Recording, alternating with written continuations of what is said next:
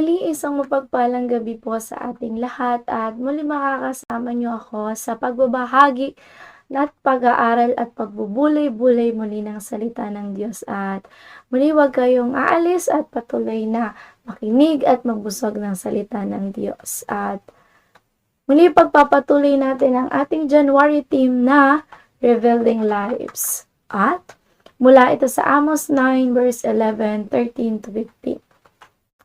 Samahan niyo ako makipagbukas at patuloy na buksan natin ang ating aklat ng Biblia sa Amos 9 verse 11. At ang sabi nga dito, sa araw na iyon ay ibabangon ko ang tabernakulo ni David na buwal, tatakpan ko ang mga sira niyon at ibabangon ko ang mga guho niyon at aking itatayo ng gaya ng mga araw ng una. Narito ang kaarawan ay dumarating, sabi ng Panginoon, na aabutan ng mag-aararo ang mag-aani at ng mamimisa ng ubas ang magtatanim ng binhi. At ang mga bundok ay papatak ng matamis na alak at lahat ng burol ay mga tutunaw. At aking uling ibabalik ang nangabihag sa aking bayang Israel at kanilang itatayo mga wasak na bayan at tatahanan nila at sila'y mga gubasan at magsisiinom ng alak niyoon. Magsisagawa rin sila ng mga halamanan at magsisikain ng mga bunga ng mga yaon. At yun nga po mula sa ating tema na ay lumikha ako ng bagong pamagat. Yun nga yung Fixing a Broken Heart and Lives. So, yung salitang rebuilding mula sa ating tema means to build again or to put into good shape again after having been destroyed or damaged, overhauled, reconstruct. Yung other words, synonym sa kanya yung overhaul, reconstruct, help, prepare, ready, improve, and revive. Pag sinabi nating rebuild o muling itatayo, bakit kailangan nga ba natin na muling itayo? Sabi dito, what part of your life seems need to have a repair? Napakaraming buhay ito yung tema na rebuilding. Ibig sabihin sa buhay natin, merong wasak, merong sira, merong kailangang buuin, kaya kailangan nating i-rebuild. Yung isang buong gusali, ibig sabihin, parte na nasira, na gumuho na, at kailangan natin i-accept sa sarili natin, o dun sa templo, sa isang gusali na yon na kailangan baguhin, itayo muli, itatag muli, ayusin, i-reconstruct. Sabi nga sa isang gusali, ang isang inhinyero, kailangan niyang magtatag muli. Kailangan yung mga sira, upang hindi mas malaki yung sira, kailangan gawin na yon. Ayusin na yon. So sa buhay isang Kristiyano, kailangan madalas i-admit natin sa sarili natin na meron tayong gustong baguhin, meron na dapat iayos sa ating paglilingkod. A-accept na natin na may sira or may kailangang isaayos.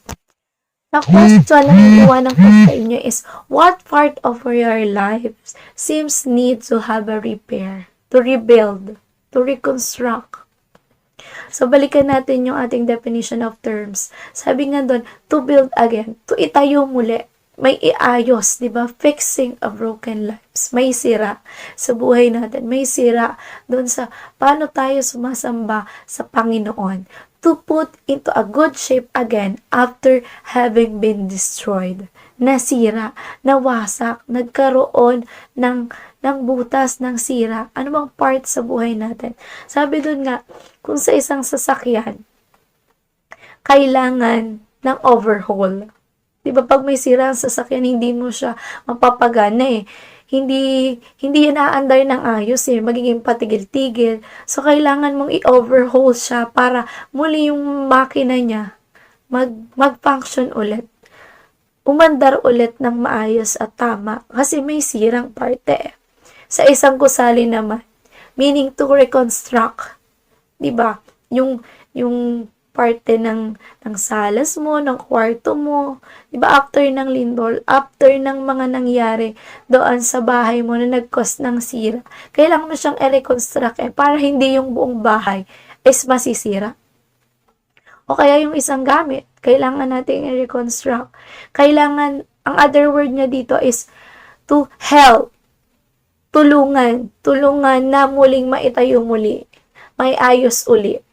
At i-prepare, pwede ding prepare o ihanda ka, ihanda muli sa muling pagkakagamit, to ready, to improve, diba? Napakaganda, to revive. Kasi yung mga pwede nating i-associate sa word na rebuild. At sabi nga doon na yung mensahe parang pang Valentine's Day, but it's fixing a broken lives. Fixing a broken heart, a broken lives. Bakit nag-come up ko sa team na to? Is sometimes sa buhay natin, maraming kailangan ayusin.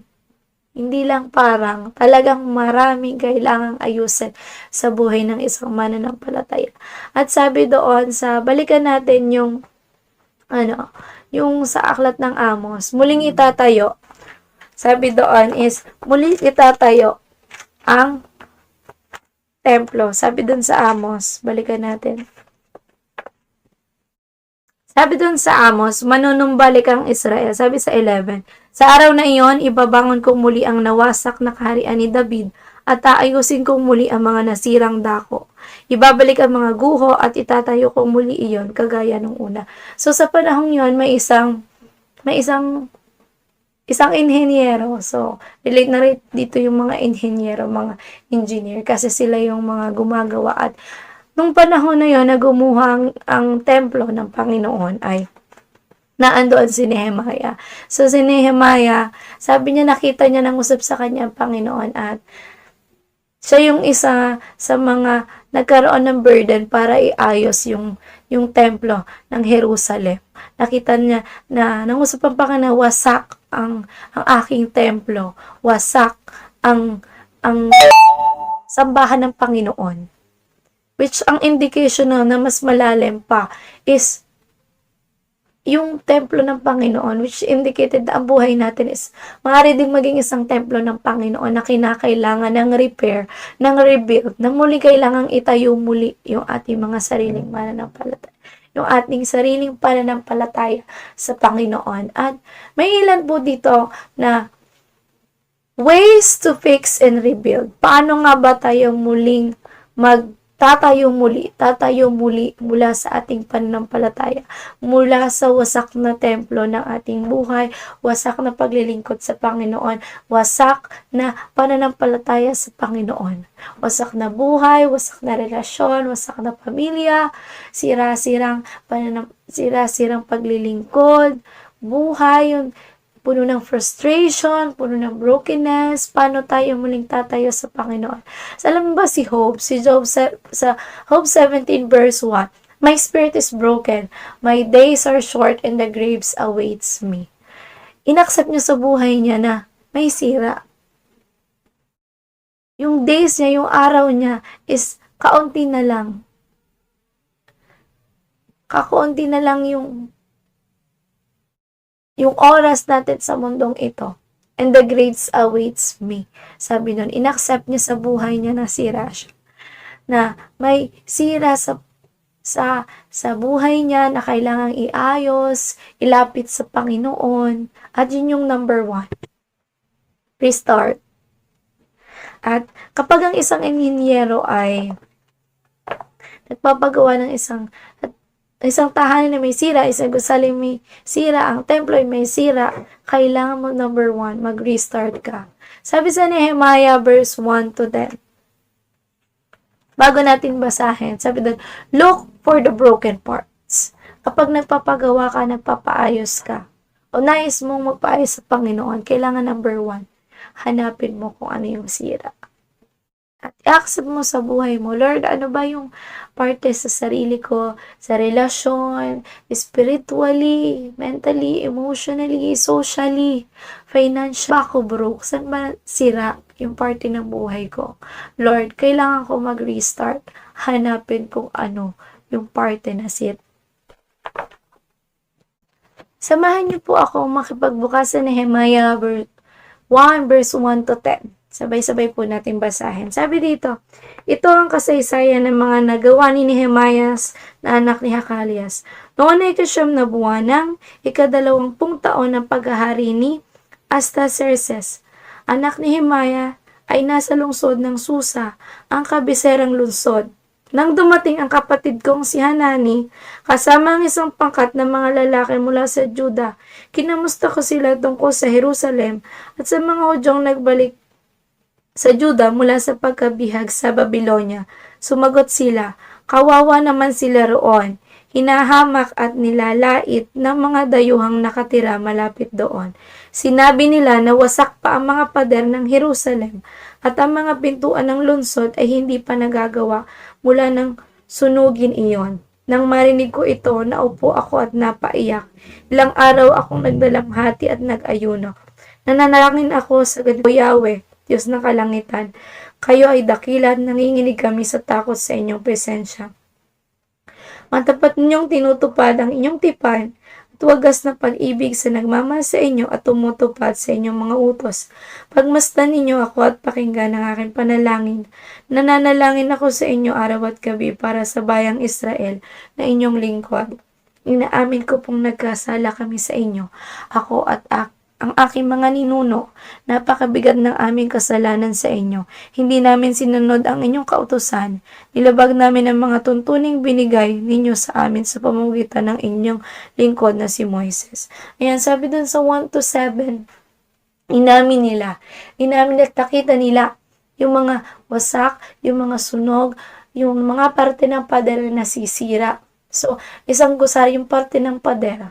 Napakahalaga ng pader na kailangang i-rebuild. Kasi yung rebuild, diba, yung pader na yun yung nagsisilbing protection upang hindi makadaan yung mga masasama o yung mga alis, yung mga kalaban, upang maging ligtas yung loob ng tahanan. So, yung loob ng Israel, rather. Sabi dito, nanalangin. Ano yung indication naman sa buhay natin? Na dapat na makita natin yung parteng sira, yung wall ba natin, yung protection natin sa kasalanan. Sabi dito, anong ginawa ni Nehemiah? Nanalangin siya sa Panginoon na, Lord, kami nagkasala. Iyon yung sirang parte. Nagkasala ako, nagawa ko ito, nagawa ko iyan. Sa amin doon, inadmit niya yung kasalanan niya sa Panginoon. Yan ni Nehemiah. Nasabi dito sa 8, sinabi ninyo kay Moises, kung ngayong mga Israelita ay tatalikod sa akin, ikakalat kayo sa iba't ibang bansa.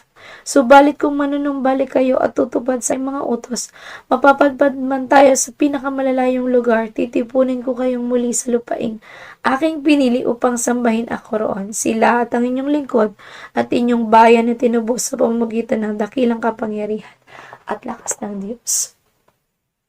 Admit natin, una, kailangan nating magsimulang hanapin yung mga sirang parte sa buhay natin. Hindi masamang mag-restart, hindi masamang muling magsimula sa Panginoon. Sabi sa replace, kapag tayo ng isang gusali, kapag nag-fix tayo ng buhay natin, kapag nag-restart na tayo, pangalawang gawin natin is mag-replace. Palitan natin yung sirang bahagi. Sabi doon, replace the broken parts to see the need to change. Magbago muli. Diba? Baguhin muli yung parte na pangit, na hindi maganda. Pandayin natin muli yung sarili natin sa Panginoon. Magbalik ka sa prayer. Palitan mo yung worries mo ng worship. Palitan mo yung problems mo ng mga possibilities. Palitan mo muli yung mga trials mo ng triumphs sa Panginoon. Sabi ito, turn problems into possibilities. Pwede pala yun, yung mga problema na akala mo madalas sumisira sa buhay mo. Pwede pala maging posibilidad yun na lumapit ka muli sa Panginoon. Diba? Number 3 is realign. Sabi sa Galatians 5 verse 25. Sabahin niyo ako makapagbukas sa Galatia. Sabi dito sa 5 verse 25. At bago natin basahin, bago tayo nagpapandag ng isang gusaling sira, kailangan realign natin, di ba? Yung mga simento, yung semento, yung kahoy na ilalagay natin doon sa isang sirang pader, sa isang dingding, kailangan pantayan Naayos yan. So, sabi dito, i-realign natin. Sabi sa Galatia 5 verse 25, kung binigyan tayo ng buhay ng Espiritu, mamuhay rin tayo ayon sa Espiritu. Huwag tayo maging palalo, huwag nating galitin ang isa't isa, o huwag rin tayong mainggit sa isa't isa. Yan. So, kailangan natin i-align o mamuhay ayon sa Espiritu, ayon sa pag-ibig, ayon sa pananampalataya, may pagpapakumbaba. Gusto ng Panginoon na ganon ang uri ng pamumuhay na mayroon tayo. Naka-align sa nais ng Panginoon. Naka-align sa gusto ng Panginoon. Ano ba yung planuhin niya, di ba? Ano ba yung gusto ng Panginoon sa buhay natin? I-align palagi natin. Hindi lang sa kung ano yung plano mo or sa gusto mo, kundi doon sa plano at kalooban ng Diyos sa iyo. Kaya yung panalangin palagi, Lord, kung ano yung kalooban mo sa buhay ko. Sabi niya, then sa Ephesians 5 verse 18. Samahin niyo ko makipagbukas sa Efeso 5 verse 18.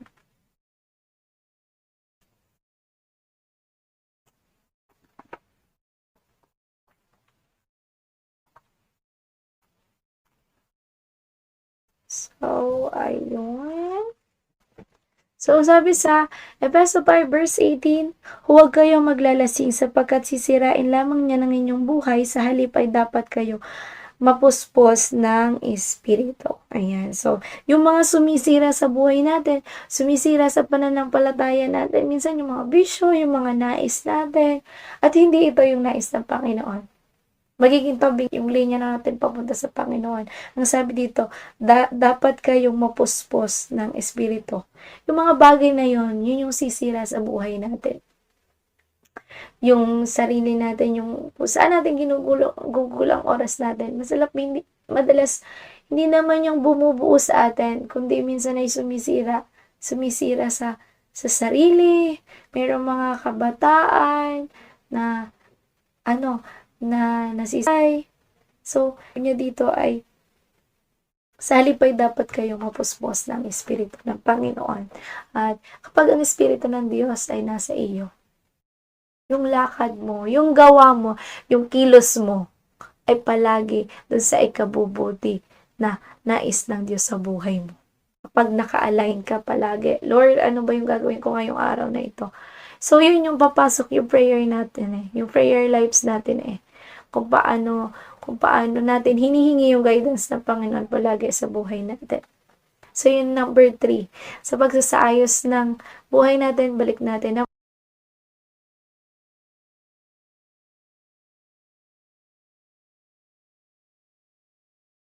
So, kapag naka-align na yung pangarap natin, yung nais natin sa buhay natin sa Panginoon, sa kung ano ang nais ng Panginoon, makikita mo muling mabubuo, muling tatayo, yung pananampalataya mo, even yung paglilingkod mo sa Panginoon, na sa tingin mo is bumabagsak na.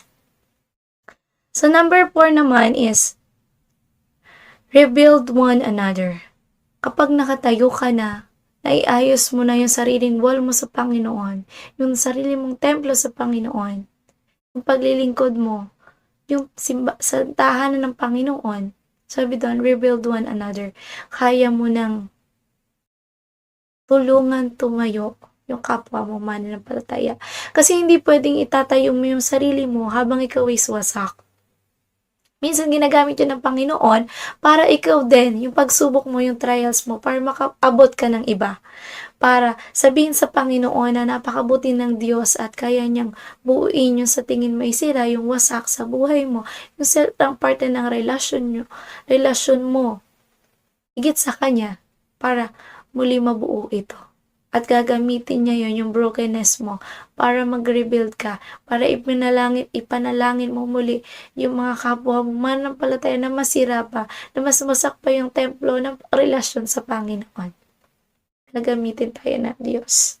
Even sa nakikinig, even sa ating buhay, even sa nakakausap natin, nasa tahanan man tayo, nasa trabaho, nasa negosyo, nasa bahay-sambahan, ano man ang ating ginagawa, sino man ang ating nakakasalamuha. Kahit nga nung habang nagpe-Facebook lang tayo or nanonood, pwedeng gamitin tayo ng Diyos sa paglilift, pagtataas ng kanyang pananampalataya o pagtitiwala sa Diyos. Sabi doon, your breaking point is your breakthrough point. Pwedeng yung pinagdadaanan mo ngayon is yan ang gamitin ng Panginoon. Yung brokenness mo ngayon ay pwedeng gamitin ng Diyos sa paglaya mo. Sa muling paggamit ng Diyos sa buhay nyo. Sabi niya dito sa Hebrews 12 verse 28, therefore, since we are receiving shaken, let us be thankful and so worship God acceptably with reverence and awe. Diba? Napakaganda ng templo ng Panginoon, hindi na magagalaw, masyashake ng kahit anong gawa ng kaaway. Even yung pagtatiwala mo, pananampalataya mo sa Panginoon, yung bahay-sambahan nyo, hindi masyashake, hindi masisira dahil napakatibay ng foundation nyo, which is ang Lord. Sabi dito, add ko lang po, kamusta na ba yung buhay mo yon? Kamusta na ang pamilya mo? Kamusta yung negosyo? Kamusta ang bahay-sambahan? Kamusta ang trabaho? Kamusta sa school? Kamusta ka na nga ba? Is there anything in your life that is broken or need to have a repair or rebuild? Huwag nating ihiyang ilapit ito sa Panginoon. Sinabi niya sa 9 verse 11, muli kanyang ibabangan, muli kanyang itatayo. Huwag kang mahiyang mag-restart, mag-replace, mag-realign, at mag-rebuild muli. Sabi doon, sabi nga, i-share ko lang yung may isang story ako nabasa. At bago yan, palaging may hope sa Panginoon, sabi niya sa 9:11. So, may story doon ng isang magkapatid. Yung magkapatid na yun is, magkasosyo sila sa isang farm, pareha sila nagtatanim doon, at malapit lang ang kanilang tahanan. Then, yun yung yaman na meron sila. Pero then on, nagkaroon sila ng pag-aaway or pagkakatampuhan at nagkaroon ng iringan, ng inggitan sa parte nila. At yung kapatid niya, nakita niyang nagpapagawa ng isang creek na papagitan sa kanilang magkapatid. May isang ilog. Gumamit siya ng bulldozer para palayo siya sa kapatid niya. At yun din, nakita yun ng pangalan ng kapatid niya. At ang ginawa ng pangalan ng kapatid niya ay nag-hire ng isang karpentero. Yung isang karpenterong yon, ang sabi ng panganay, igawa mo ako ng isang bakod na mas mataas upang hindi ko, napakataas, 8 feet, na hindi ko makikita ang bahay ng kapatid kong yan. Kasi galit ako sa kanya.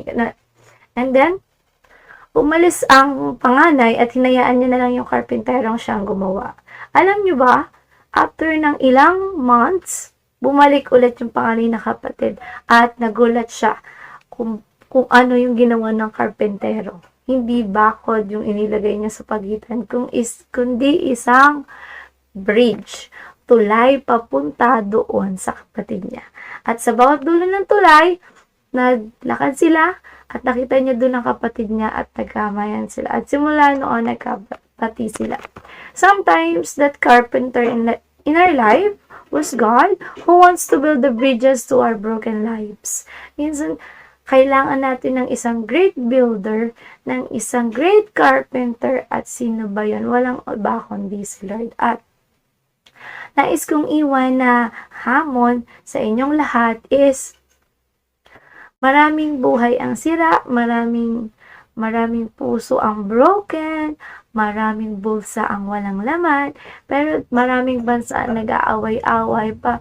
Pero sabi sa Amos, palagi nating tandaan, huwag kang malungkot, muli kanyang itatayo, patatatagin at iahon ka, muli kang bubuuin ng Diyos na lumikha ng lahat ng bagay. There is hope. And that hope is only Jesus.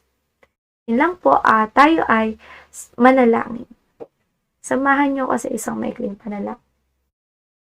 Salamat, O Diyos, sa mensahe na mula sa iyo.